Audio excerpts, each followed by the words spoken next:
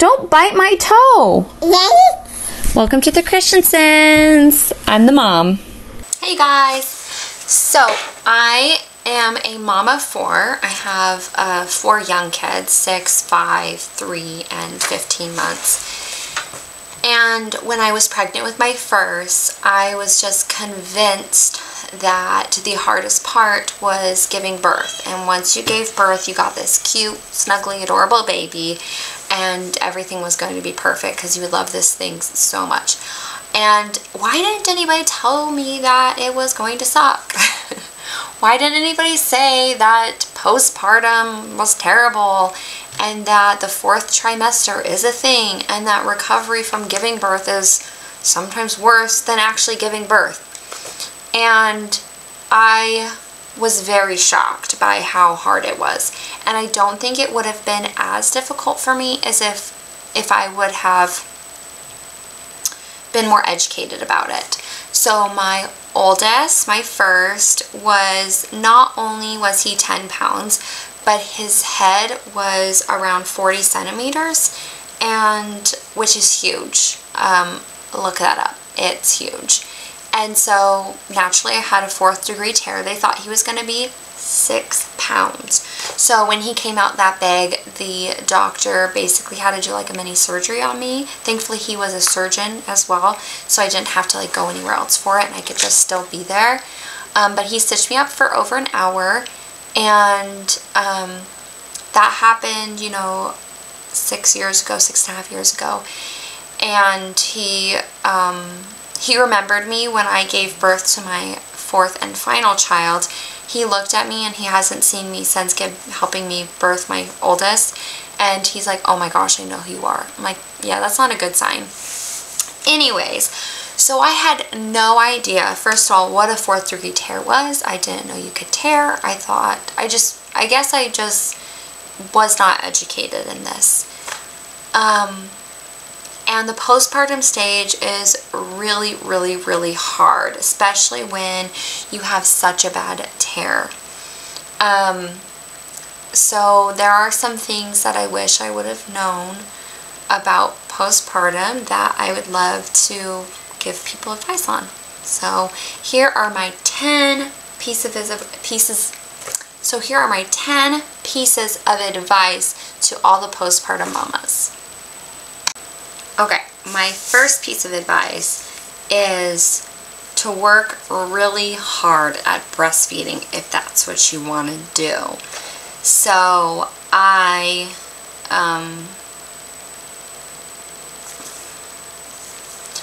and I only say work hard at breastfeeding only if that's what you've planned to do. And there's no shame in using formula. So if you've done everything you can to breastfeed, or if you just skip breastfeeding altogether, formula is a perfectly fine alternative to breastfeeding. I'm not here. Fed is breast, you guys. So remember that. Or fed is best. Fed is breast. Come on, Nicole, get it together. I don't know what I was saying. Wasn't that important? Oh, so when I had my first son, I just assumed you kind of put the baby up there and just start sucking away. They don't do that. They do not know how to breastfeed either.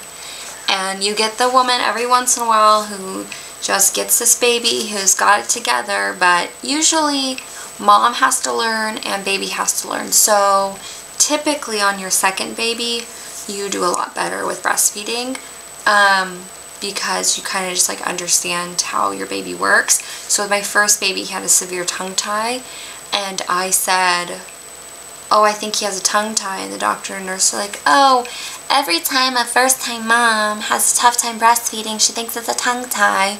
Well, I was right. So when he was 4 years old, we took him to the dentist, and he had been to the dentist multiple times, and they had commented on his tongue and lip tie, but they didn't really say that anything had to be done until he started really talking, and they said, yeah, he has a really bad tongue and lip tie that's really affecting like the way his mouth works. So he actually had to have surgery to fix his tongue and lip tie because it was so bad. Usually that's not the case. It can be clipped or whatever. But with my second, third, and fourth, I was able to breastfeed, and oh my gosh, breastfeeding is so much better than pumping. I had to pump with him, my first, it was so bad. Quality of life with breastfeeding is so much better, at least in my experience. Every woman is different, but if breastfeeding is something that you want to do, it is a lot of work. With some babies, other babies it might be easy, but if that's what you want to do, keep on working at it. It's not easy. Most mothers have to do trial and error, different positions. They have to work on latches, sometimes have to do breast pillows, or whatever they're called, not breast pillows. Is that a thing? Boppy pillows. What's that like? My third baby had a huge head and was really big as well. And so he had a tough time, I had a tough time holding him, so I had to get a boppy, but that was fine. But yeah, that's my first piece of advice, is breastfeeding is really hard, and so you're going to have to put a little bit of work into it. One thing that I did that was so stupid, this is advice number 2, you don't need to change their diapers as much as you think they do. So when I had my first baby, he would wake up, typically every 2 hours, which is very common, sometimes even closer than that. And it was miserable because I was pumping, so then I'd have to warm up milk, feed him, and then pump. And this was every hour, so I was so exhausted. But in addition to feeding him, I had this thought that I had to change him at every feeding. So then I would, pump, I would warm up the milk, feed him the milk, change his diaper, put him back, and then pump. And changing a little newborn is so hard when you're trying not to wake them up, because you're trying to do it so slowly. No, skip the diaper change. They're fine. Let them sleep through the night in that diaper, unless they're obviously peed through and they're wet. Obviously change them, but they're fine. That's one thing that I wish I would have done. If my daughter, if I grab her, even she's 15 months, if she were to be wet, I'd obviously change her. But if they're fine, do not change their diaper at every feeding. You're just wasting diapers, wasting your time, making yourself super tired. So don't let people shame you into having to change their diaper every time that they pee. They're fine. My husband is a super, super, super good dad, and he's very involved, and he I would say the word helps, but that's not it, because he's not helping me. It's his job. He's the dad too. But there's a lot of times that moms feel I feel like this, that we have to do everything, especially with my first child. Everything kind of fell on my shoulders because I was the mom. And it wasn't until we had our second child that my husband was like, oh wow, man, she's not going to be able to do this all. And I never asked him for help when I had my first, because I wanted to be that superhero mom. But looking back, I really wish I would have, because I was pumping, so I really wish I would have made him wake up and feed the baby while I was pumping. Because we would have stored milk in the fridge, so all he would have had to do was heat up the milk, feed the baby, and then I could have been pumping, and it would have I would have gotten way more sleep. But I was so afraid to admit that I couldn't do it all myself. So that's my third piece of advice. All those moms out there who want to be the superhero mom, you're not going to be superhero mom. I hate to break it to you. So ask your spouse. He made the child too. He's fine. Don't let him grump. Be like, I didn't get myself pregnant. So even if he has, even if you're breastfeeding and he has useless nipples, which they do have useless nipples, they're kind of worthless. Not worthless. You know what I mean. There are so many ways that they can assist you. So my husband right now, if my baby wakes up, he goes and gets her and brings her to me, and I nurse her and then put her back. If in the middle of the night I have hypoglycemia, so when I'm nursing, I'll hit him and be like, I'm dying here, can you? And he'll, go grab me something. Believe it or not, your spouse probably wants to help, they just don't know how to. And so, let him help you out. It's not all you.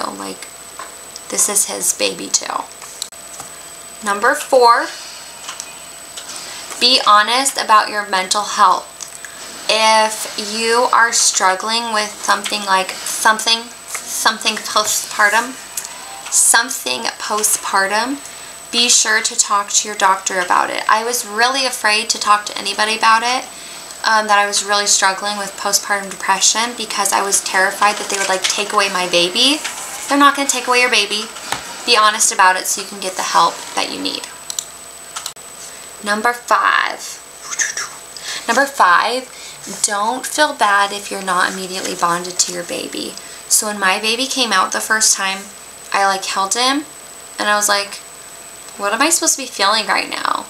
I was just like in so much pain because my epidural didn't work with him, and he was really big, like I had already said. He was 10 pounds with a huge head.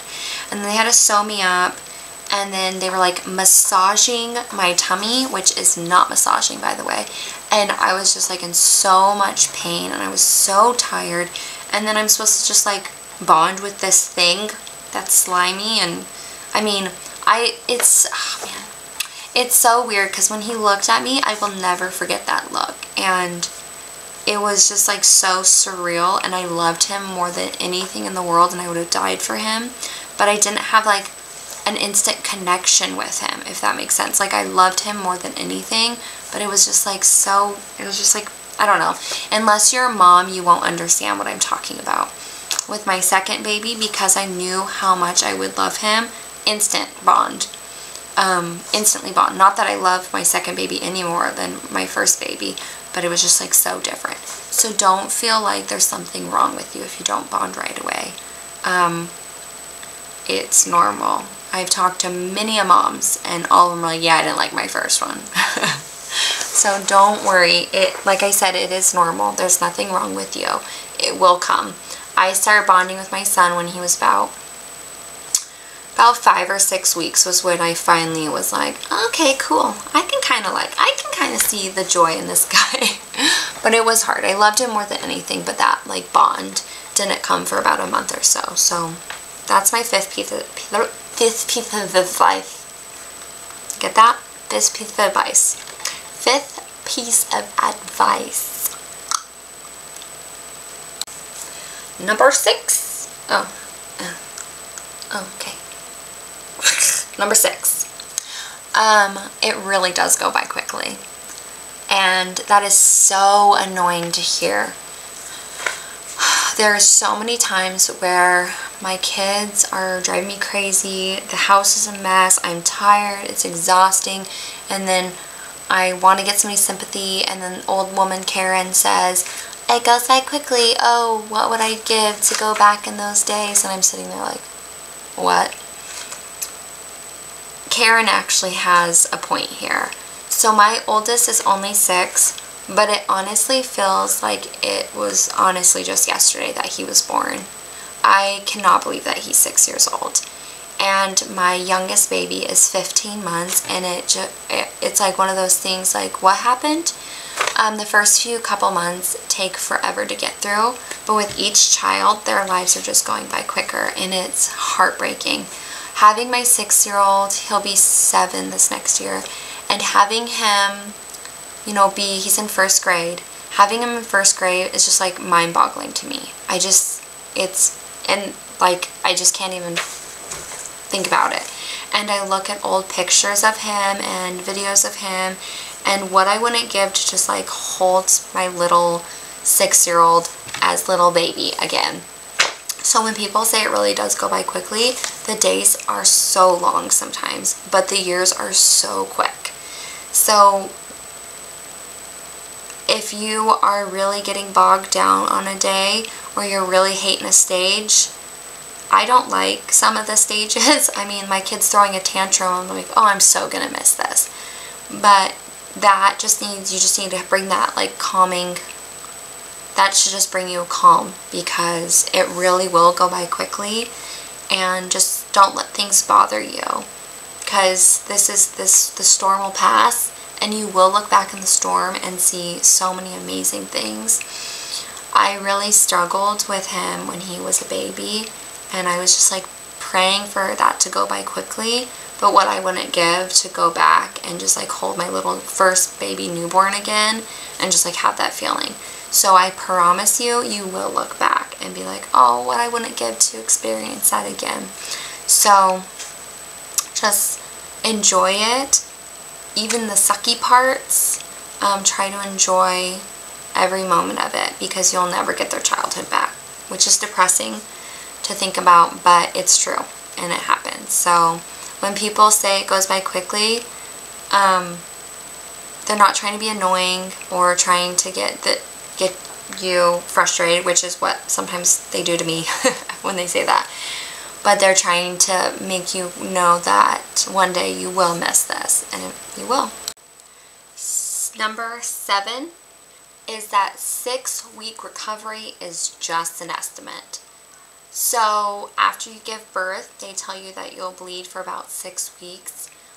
You shouldn't do any physical activity, no sex, no nothing like that for 6. Is that it's just an estimate, so it could be shorter, it could be longer depending on your birth, your situation. So always wait till you see a doctor before doing anything, or just make sure that you get the clear for everything. For oh, and then I have a dog in the background. For my first baby, because I had a 4th degree tear, I had stitches in for about 10-ish weeks.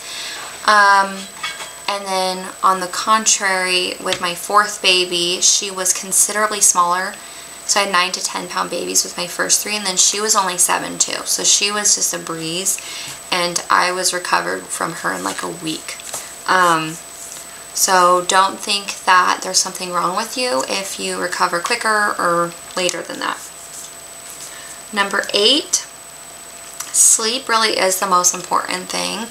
And don't consider thinking about laundry or dishes or anything like that. Don't be like, oh, I need to clean the house. No.